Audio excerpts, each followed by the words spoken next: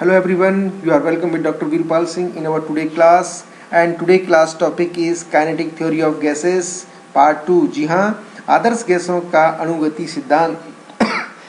आइए अणुगति सिद्धांत, गैसों के अणुगति सिद्धांत का अध्ययन करने के लिए आज के चैप्टर में जिन विशेष पॉइंटों का अध्ययन करना है देखते हैं वो इम्पोर्टेंट पॉइंट्स क्या हैं। Ideal gases and real gases. जी हाँ, आदर्श गैस इक्वेशन और real gas equation, van der Waals correction equation and critical phenomenon.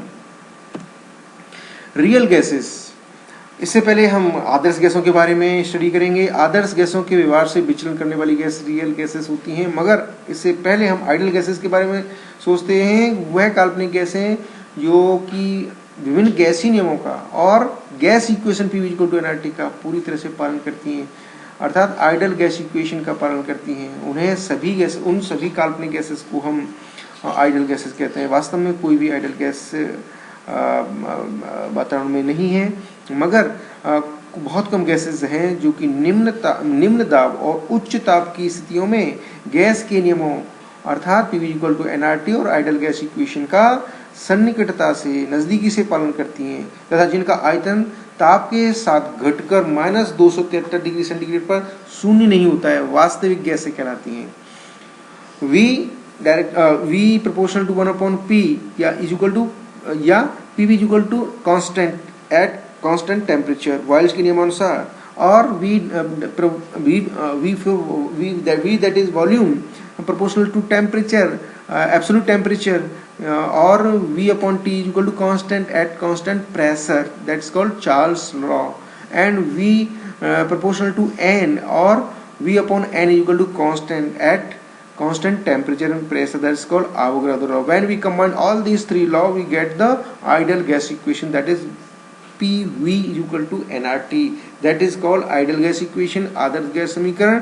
और जो गैसें इनका इस नियम का पालन नहीं करती हैं उन गैसेस को हम रियल गैसेस कहते हैं। ये वो बहुत कम गैस वो सारी गैसेस होती हैं जो वातावरण में पाई जाती हैं और निम्न दाब और उच्च ताप की स्थितियों में इस समीकरण की नजदीकता से कुछ पालन करती हैं। तो समीकरण P=NRT स्थिर तापमान पर P= कांस्टेंट वॉल्स लॉ में परिवर्तन हो जाता है। देखते हैं कैसे कुछ गैसें इससे वायलेट करती हैं। यानी कि ये एक ग्राफ हमने तैयार किया है जो कि PV प्रेशर वॉल्यूम और ये इधर है एटमॉस्फेरिक प्रेशर। तो हम यहाँ देखते हैं कि एक पर्टिकुलर PV की वैल्यू से हम जब इनके लिए ग्राफ खींचते हैं, नाइट्रोजन, ऑक्सीजन, हाइड्रोजन और कार्बन डाइऑक्साइड और हीलियम, तो ये कांस्टेंट के रूप में आदर्श गैस समीकरण बिहेवियर को सब शो कर रहा है। वाइल यहाँ आप देख रहे हैं ये स्ट्रेट लाइन जा रही है, that is called very close to follow the gas equation, but these gases, nitrogen, oxygen, carbon dioxide, these gases deviating from the ideal gas equation. So we just study these conclusions. उपरोक्त लेखाचित्र में आदर्श gas के लिए लेखाचित्र के अक्ष के समांतर प्रदर्शित किया गया है। ये आदर्श गैस के लिए है। अन्य गैसों के लिए लेखाचित्र आदर्श गैस से विचलन के कारण दाब के बढ़ाने पर PV स्थिरांक नहीं रहता है, PV का स्थिर मान नहीं रहता है, जो कि वक्र रेखाओं द्वारा प्रदर्शित किया गया है। ये पहले घटता है और फिर बढ़ता है, तो PV का मान कांस्टेंट नहीं रहता जबकि दाब बढ़ाते हैं। तो केवल शून्य वातावरणीय दाब पर, ये जो शून्य वातावरणीय दाब देख रहे हैं, ये शून्य वातावरणीय दाब पर सभी गैसें आदर्श गैस की तरह व्यवहार करती हैं। उपरोक्त वक्र रेखाओं को दो प्रकार से व्यक्त किया जा सकता है। यानी शून्य प्रेशर का जो वैल्यू 0 है तो सभी ये इस तरीके से स्ट्रेट लाइन मिलती है। तो ये सभी गैसेस हैं वो एक आदर्श गैस की तरह व्यवहार करती हैं एट 0 एटमॉस्फेरिक प्रेशर। कुछ गैसों की वक्र रेखाएं दाब के बढ़ने पर PV का मान लगातार आदर्श गैस की लेखाचित्र से ऊपर बराबर बढ़ता जाता है। इन गैसों में छोटे अणु होते हैं जैसे हीलियम और हाइड्रोजन। आप देख रहे हैं कि आदर्श गैस समीकरण के लिए व्यवहार जो है वो इस लाइन से इंडिकेट किया गया है, मगर इस वैल्यू से कुछ गैसेस हैं हाइड्रोजन और हीलियम जो स्ट्रेट लाइन कॉन्स्टेंटली इंक्रीज हो रही है इसकी वैल्यू, तो इससे पता चल रहा है कि इनके मॉलिक्यूल्स छोटे हैं। कुछ गैसों की वक्ररेखाएं दाब के बढ़ने पर पहले पीवी का मान घटता है और निम्नतम बिंदु तक जाकर फिर लगातार बढ़ता है। इन गैसों के बड़े अणु होते हैं जैसे O2 और CO2। ये CO2 और O2 है और CO2 मॉलिक्यूल है। ये पहले इनके दाब के CO2 का सबसे बड़ा मॉलिक्यूल है, इसलिए पहले घटता है और फिर बढ़ता है।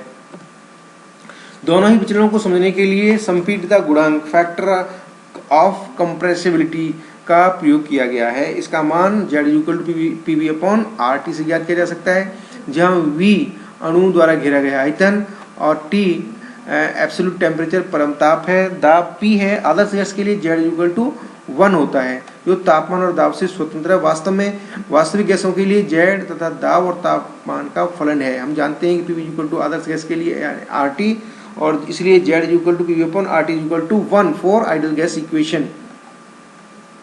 अब हम यहाँ पर देखते हैं कि ये जेड और एटमॉस्फेरिक प्रेशर है उसके मध्य के ग्राफ खींचते हैं तो निम्न कंक्लूजन हमें मिलते हैं।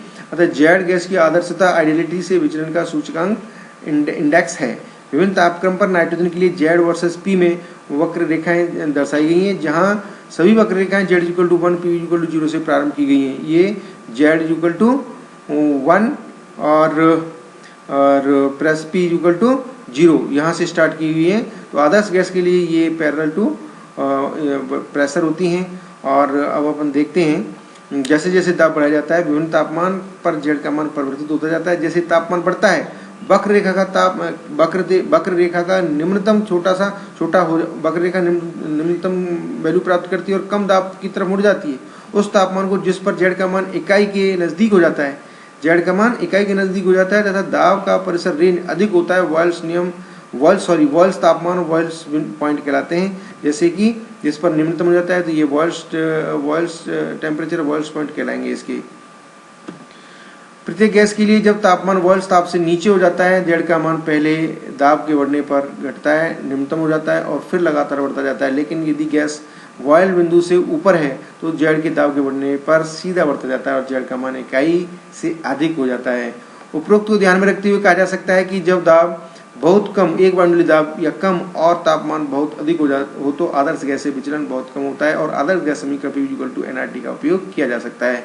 विचलन के कारण गैसें कम तापमान और दाब पर आदर्श गैस से विचलित होती हैं। इसका कारण गैसों के अणुगति सिद्धांत पर आधारित है। माना जाता है कि गैसों के कुल आयतन की अपेक्षा गैस के अणुओं का आयतन नगण्य है और अणुओं के मध्य कोई आकर्षण बल नहीं है। लेकिन वास्तव में दोनों ही मान्यताएं सही नहीं है। किनके लिए? रियल गैसेस के लिए। गैस के अणु कुछ आयतन रखते हैं। यह स्थापित किया जा चुका है कि अणु टकराव व्यास रखते हैं और यह तभी संभव है जब अणु निश्चित आयतन रखते हों। जब गैस का तापमान कम हो जाता है और दाब बढ़ा जाता है तो एक स्थिति ऐसी आ जाती है कि गैस के अणु पास पास होते हैं और गैस का द्रवीकरण होता है, अंत में ठोस अवस्था में परिवर्तित हो जाते हैं और ठोस अवस्था में परिवर्तित हो जाती है। ठोस को और अधिक नहीं दबाया जा सकता। इससे यह निष्कर्ष निकलता है कि गैस के अणु आयतन रखते हैं और द्रवीकरण भी यानी लिक्विफिकेशन भी तभी संभव है जब अणुओं के मध्य आकर्षण बल होगा। अतः गैसों में इन आकर्षण बल को नगण्य नहीं माना जा सकता। यह जूल थॉमसन प्रभाव से भी निश्चित किया जा चुका है, जिसके कारण अनुसार जब गैस स्थिर दाब पर संरंध्र पोरस पॉलक से गुजरती है तो गैस का तापमान है वो गिर जाता है, जिससे गतिज ऊर्जा का ह्रास होता है। अब देखते हैं मॉडिफिकेशन। क्योंकि गैस के अणुओं के मध्य आकर्षण को नगण्य नहीं माना जा सकता और गैस के अणुओं के आयतन को भी नगण्य नहीं माना जा सकता, गैस के अणुओं के मध्य आकर्षण बल को भी नगण्य नहीं माना जा सकता। इन दोनों ही पॉइंटों को बेस लेते हुए PV=nRT आइडियल गैस इक्वेशन में कुछ करेक्शन किए गए वैन डर वाल्स के द्वारा, जिन्हें कि हम modification of ideal gas equation या करेक्शन गैस इक्वेशन या वैन डर वाल्स करेक्शन के नाम से जानते हैं। आइए इनको विस्तार से अध्ययन करते हैं। वैन डर वाल्स ने गैसों के अणुओं का कुछ आयतन तथा अणुओं के मध्य आकर्षण बल को ध्यान में रखते हुए कुछ आदर्श गैस में सुधार किए, जो कि निश्चित निम्न प्रकार से हैं। गैसों के अणुओं के निश्चित आयतन के लिए सुधार क्या होता है उसे वॉल्यूम करेक्शन कहते हैं और इसमें गैस के अणु कुछ आयतन रखते हैं, इसलिए गैस के कुल आयतन की अपेक्षा गैस के अणुओं के गमन के लिए स्थान कम होता है, क्योंकि जो कि पात्र का आयतन है उसमें गैस के अणुओं की खुद के आयतन की वजह से गैस के अणुओं के लिए आयतन कम उपलब्ध हो पाता है। अतः अणुओं के द्वारा घेरा गया आयतन को गैस के कुल आयतन में से घटा देना चाहिए, जिससे कि आदर्श वॉल्यूम प्राप्त हो जाएगा। यदि गैस को 1 ग्राम अणु 1 मोल के अणुओं द्वारा घेरा गया आयतन B है और तब n ग्राम अणुओं द्वारा घेरा गया आयतन n भी होगा। इसे बहिष्कृत या एक्सक्लूडेड वॉल्यूम कहते हैं। अतः आदर्श गैस वॉल्यूम Vi निम्न प्रकार होगा। तो Vi equal to V real minus NV। ये NV is the excluded volume for n mole of gas molecule and V is the exact और Vi is the net. Vi is the volume for ideal gases. अब है B अणुओं के वास्तविक आयतन के बराबर नहीं है, बल्कि अणुओं के वास्तविक आयतन का 4 गुना है। अतः यह आसानी से चित्र द्वारा समझा जा सकता है। माना कि दो अणु अल्फा और एक दूसरे के बिल्कुल सटे हुए हैं। प्रत्येक अणु का व्यास सिग्मा इसमें कम नजदीक वे नहीं आ सकते, इससे सिग्मा व्यास है और इससे कम नजदीक वो नहीं आ सकते। गोले सी की त्रिज्या को सिग्मा या 2r के बराबर रखा गया। इस अणु युग्म द्वारा कोई आयतन नहीं घेरा जाएगा, अतः r प्रत्येक अणु की त्रिज्या है। तो इस प्रकार से वॉल्यूम द्वारा घेरा गया आयतन जो कि रियल वॉल्यूम का 4 गुना होता है, कैसे कैलकुलेट करें आइए देखते हैं। ये युग्म मॉलिक्यूल है, तो युग्म अणुओं का बहिष्कृत आयतन एक्सक्लूडेड वॉल्यूम किसी भी क्योंकि अणु को गोलाकार माना गया है इसलिए इसको हम उसका गोलाकार का आयतन 4.3 पाई आर क्यू होता है। तो इसको हम वैल्यू पुट करते हैं r की, तो इस प्रकार से हमें प्राप्त होता है। और ये देख रहे हैं आप, ये A मॉलिक्यूल है और ये B मॉलिक्यूल है और ये इनका डायमीटर है, इंटर न्यूक्लियर डिस्टेंस है। और अब एक्सक्लूडेड वॉल्यूम को कैलकुलेट करने के लिए ये एक्सक्लूडेड वॉल्यूम होगा और ये इसकी जो डायमीटर है वो रेडियस होगी। तो सिग्मा इक्वल टू 2r होगा और ये सिग्मा होगा। तो एकल अणु का एक्सक्लूडेड वॉल्यूम इक्वल टू 1/2 होगा और 2 होगा तो इस वैल्यू का हाफ कर देने पर हमें इस प्रकार से Vm यहाँ जो मॉलिक्यूल का एकल अणु का आयतन क्या होगा, इसका 4Vm होगा। अतः अणुओं के मध्य लगने वाला आकर्षण बल के लिए क्या करेक्शन होंगे, ये तो हमने वॉल्यूम करेक्शन देखा, वॉल्यूम करेक्शन देखा हमने अभी हम देख रहे हैं कि अणुओं के मध्य लगने वाले आकर्षण बल के लिए क्या करेक्शन, यानी प्रेशर में प्रेशर करेक्शन। क्योंकि अणुओं के मध्य लगने वाला आकर्षण बल है वो अणुओं द्वारा पात्र की दीवारों पर लगने वाले बल को कम करता है। तो ये किस प्रकार से प्रेशर के अंदर करेक्शन किया जा सकता है। तो यहाँ आप देख रहे हैं ये फ्री मॉलिक्यूल्स हैं, बट जब पात्र की दीवार पर टकराते हैं तो ये एक दूसरे साइड में, अपोजिट साइड में उपस्थित मॉलिक्यूल के द्वारा अट्रैक्ट होते हैं और उनका जो प्रेशर, रियल प्रेशर जो पात्र की दीवार पर लगना चाहिए वो नहीं लग पाता है और इस वजह से प्रेशर में कुछ करेक्शन की आवश्यकता होती है। पात्र में रखी गैस का प्रत्येक अणु अंदर वाले भाग में सभी दिशाओं में दूसरे अणुओं से घिरा रहता है और इस प्रकार उस अणु पर कुल आकर्षण बल शून्य रहता है। लेकिन जब अणु पात्र की दीवारों पर पहुंचता है तब अणुओं द्वारा लगने वाला आकर्षण बल समान रूप से नहीं हो पाता है तथा अंदर की ओर खिंचाव महसूस करता है और दीवार की तरफ कोई अणु नहीं होता है। अतः अणुओं का आकर्षण एक तरफ होने के कारण बल जिससे अणु दीवार पर टकराता है कम हो जाता है, अपेक्षाकृत यदि कोई अंतः बल न हो। इस प्रकार वास्तविक दाब P आदर्श दाब Pi की अपेक्षा कम है। यही कमी P प्रेशर करेक्शन कहलाती है, दाब में कमी के बराबर होता है। तो हम यहाँ कह सकते हैं P equal to Pi is the ideal gas pressure है और P डैश है ये कमी है। तो इस तरीके से नेट प्रेशर जो आ रहा है वो P हो गया। तो Pi equal to ideal P plus P dash. अब P डैश की वैल्यू क्या हो सकती है इसको ज्ञात कर सकते हैं। तो गैस का एक अणु जब दीवार से टकराता है तो उस पर उत्पन्न होने वाला आकर्षण बल इकाई आयतन के अणुओं की संख्या के समानुपाती होता है। फिर दीवार पर टकराने वाले अणुओं की संख्या गैस के इकाई आयतन वाले अणुओं की संख्या के समानुपात में होती है। यदि गैस के n अणुओं के द्वारा घेरा गया आयतन V है तब उपरोक्त दोनों प्रकरणों से दाब P डैश जो कि दाब में कमी आती है के समानुपाती होगा। इसे इस प्रकार से कैलकुलेट करते हैं। P डैश is directly proportional to n square upon V square. V is the volume, n is the number of mole and P dash is equal to alpha n square upon V square। और यहाँ A gas के लिए स्थिरांक है, alpha ये constant है या A या अल्फा जो भी है कांस्टेंट है। अतः आदर्श गैस दाब Pi और Pi equal to P plus n square A upon V square.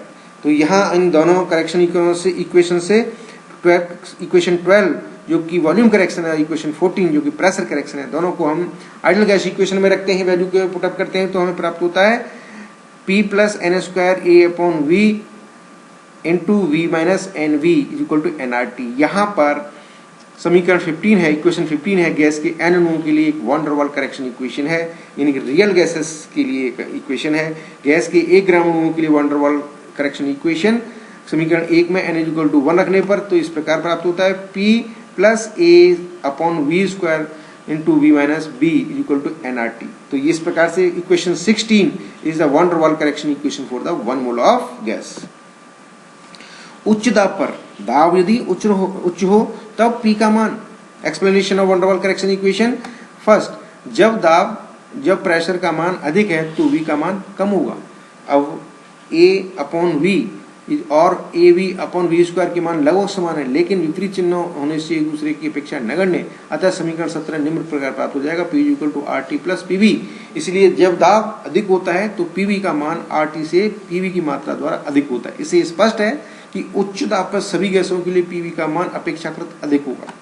बहुत ही कम दाब और उच्च तापक्रम पर जब P का मान बहुत कम होता है तो V का मान बहुत अधिक होता है। इस कारण वन डर वाल समीकरण में पद B, P और V के मान की अपेक्षा नगण्य होंगे। इस प्रकार PV इक्वल टू RT आदर्श गैस स्थिति प्राप्त होगी। जब तापक्रम बहुत अधिक हो, V का मान बहुत अधिक होगा या P का मान बहुत कम होगा और इस प्रकार समीकरण PV इक्वल टू RT प्राप्त होगी। अतः बहुत कम दाब और उच्च तापक्रम पर सभी वास्तविक गैसें आदर्श गैस समीकरण को नजदीकी से पालन करती हैं, नजदीकी से उसका अनुसरण करती हैं। अर्थात सभी वास्तविक गैसें उच्च ताप और निम्न दाब की परिस्थितियों में आदर्श गैस जैसा व्यवहार करने लग जाती हैं। हाइड्रोजन और उत्कृष्ट गैसों का विशेष व्यवहार, चूंकि इन गैसों के अणुओं के मध्य आकर्षण जो फोर्स है, अट्रैक्शन जो फोर्स है बहुत कम होता है, इसलिए A का मान भी बहुत कम होता है और पद A अपॉन वी स्क्वायर कम दाब का प्रभाव, A अपॉन वी स्क्वायर कम दाब का प्रभाव का मान भी नगण्य होता है। यद्यपि कम दाब पर अणुओं का आयतन V का प्रभाव रहता है। One der Waals correction equation निम्न प्रकार पर परिवर्तित हो जाती है, PV equal to RT plus PV। अतः हाइड्रोजन, हीलियम इत्यादि गैस के लिए B का मान अधिक होता है। अब इस प्रकार को हम इस कॉन्सेप्ट पर एक इक्वेशन सॉल्व करके देखते हैं, एक न्यूमेरिकल प्रॉब्लम देखते हैं। निम्न प्रयोग करते हुए 27 डिग्री सेंटीग्रेड तापक्रम पर 20 लीटर में 1 मोल जल वाष्प द्वारा उत्पन्न दाब की गणना कीजिए आदर्श गैस नियम द्वारा और वन डर वाल समीकरण द्वारा। वन डर वाल स्थिरांक A, B का मान जल वाष्प के लिए क्रम से 5.464 लीटर और U स्क्वायर वायुमंडलीय मोल इनवर्स स्क्वायर और 0.03049 लीटर प्रति मोल है। और अतः अब हम इसको सॉल्यूशन करते हैं तो हम देखते हैं कि PV equal to one der वाल आदर्श गैस इक्वेशन से हम इसको सॉल्व करते हैं तो PV इक्वल टू RT, और चूंकि P equal to RT upon V है तो इसको R का वैल्यू रखने पर और multiply by T 300 degree temperature, ये हमने ये डिग्री सेंटीग्रेड में था, इसको हमने केल्विन में कन्वर्ट कर दिया क्योंकि केल्विन में कन्वर्ट करने के लिए इसको 27 डिग्री सेंटीग्रेड प्लस 273 ऐड करके 300 प्राप्त हो गया। और यहाँ V है वो 20 लीटर प्रति मोल दिया हुआ है, 20 लीटर दिया हुआ है और यहाँ पर इसको सॉल्व करने पर हमें 1.23 एटमॉस्फेयर प्रेशर मिलता है।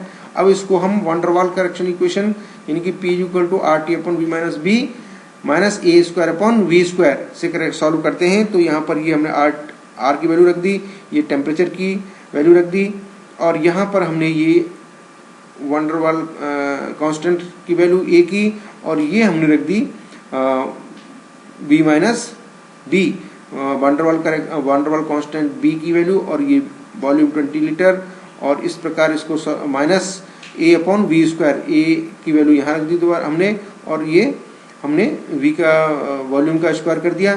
तो हमें जो मिलता है इसको सॉल्व करने के बाद जो वैल्यू मिलती है वो देखते हैं, वो इसका आंसर होता है। और इस प्रकार से अब दूसरा एक और इक्वेशन हम इस पर लेते हैं। 27 डिग्री टेम्परेचर पर 1 मोल CO2 का आयतन इतने लीटर है। यदि R लीटर वायुमंडल लिया गया है तब A और B का मान क्रम से इतना है। वन डर वाल समीकरण का उपयोग करते हुए दाब की गणना कीजिए, यानी P equal to RT upon V minus B minus A upon V square.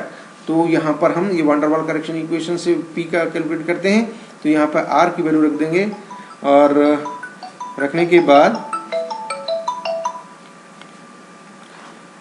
के बाद हम यहाँ पर ए की वन डर वाल कांस्टेंट ए की वैल्यू रख देंगे और यहाँ वॉल्यूम 1.5 लीटर ले रखा है और माइनस ये वन डर वाल कांस्टेंट बी की वैल्यू और ये वॉल्यूम का स्क्वायर करने पर और इसका कंप्लीट सॉल्यूशन करने पर हमें कैलकुलेट करने पर ये वैल्यू प्राप्त होती है। इस प्रकार से हम दोनों ही one der Waals correction equation और आइडल गैसेस इक्वेशन से हमने दोनों ही कैलकुलेशन को सॉल्व किया है और इससे हमारे दोनों ही कंसेप्ट आइडल गैस इक्वेशन और one der Waals correction equation के क्लियर हो जाते हैं। और इसके साथ ही हम दोबारा से एक बार पुनः रिवाइज कर लेते हैं ideal gases and ideal gas equation, real gas equation and van der Waals correction equation, and with this I hope you all understand what the equations. Thank you very much, but I like to remember you, please like and subscribe my YouTube channel, that's name is Dr. Veerpal Singh, and push my bell icon so that you find the information of my new lectures. Thank you very much.